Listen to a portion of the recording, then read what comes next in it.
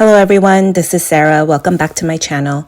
Today I'll be making a Paper Pampas grass. Please find all the materials and the template linked below the video.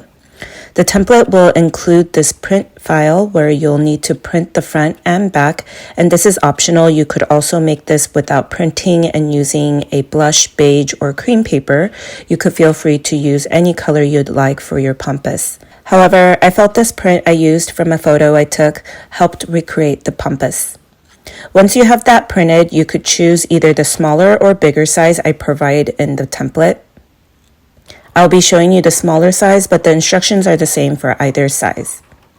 I'll be cutting 6 pieces, but you can do more or less depending on how long you like your pampas. Once you have the 6 pieces cut, you could gently take them off the mat. I like to use the blue mat for a lighter grip, which will also make it easier when taking them out. Grab a wired stem. I am using this brown wire that I'll be linking below, but you could use any color wire you like since we'll be covering them up anyway.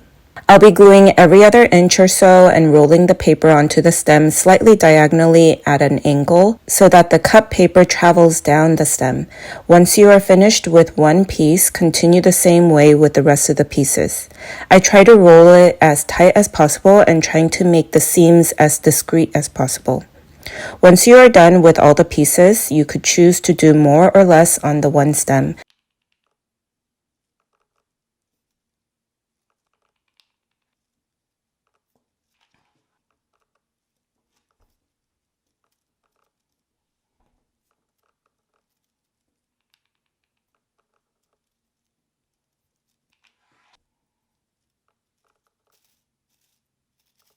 Go ahead and add brown floral tape to the rest of the stem. These paper pampas pair so well with other paper dried flowers that I have as templates, and it'll be so cute as centerpieces for the fall.